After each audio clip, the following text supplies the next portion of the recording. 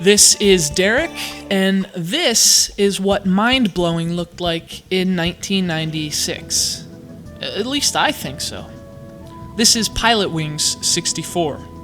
Playing this game today is very interesting, and to really appreciate what the game does, it's important to consider the era in which it released. Pilotwings 64 launched alongside the similarly suffixed Nintendo 64, a system that was hailed for simulating reality as much as playing video games. Now, to show off the technical advancements of its new hardware, Nintendo launched the system with two games designed to really demonstrate its fancy schmancy three-dimensional capabilities.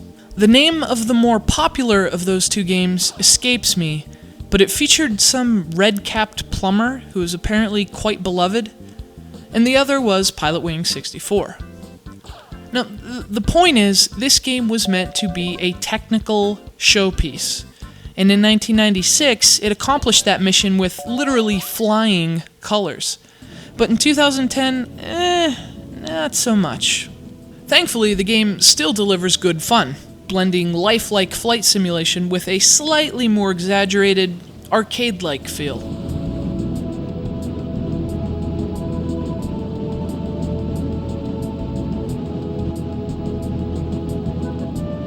And the lifelike stuff is pretty impressive because Pilotwings 64 was developed by a visual technology company that had previously worked on training simulators for clients like the Department of Defense and NASA. The game definitely shows the highbrow experience of its creators, and since Nintendo's legendary Shigeru Miyamoto was one of them, Pilotwings 64 is also as fun as it is technically striking.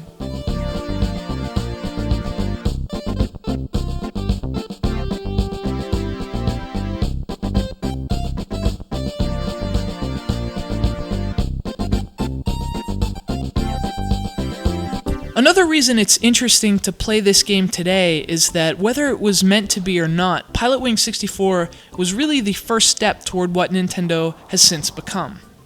It's essentially a spiritual forerunner to the company's modern hits like Nintendogs and, perhaps more implicitly, Wii Sports Resort. This was a casual game long before the term was popularized, and in hindsight, it was the perfect night and day, light and shade complement to its fellow launch title. That game with the fat little plumber. Basically, Pilotwings 64 is comprised of several individual flight missions and objectives, and few of them involve much more than flying through rings, popping balloons, and snapping pictures of scenery.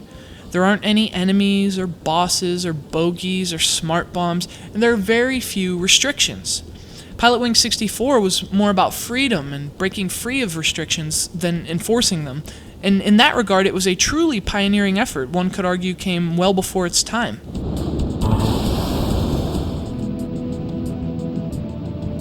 Ultimately, though, you can strip Pilotwings 64 of its then marvelous graphics and its admittedly thin objectives, because the game is really all about the fundamental joy of flight.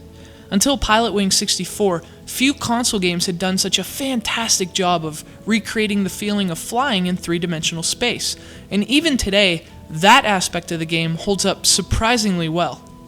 Whether using a hang glider, or a jetpack, or even a Birdman suit, a challenging and complex flight system is the engine that keeps Pilotwings soaring, and when you finally put down the controller, that's what you'll ultimately take away from the experience. That and how awful I am at Pilotwings 64.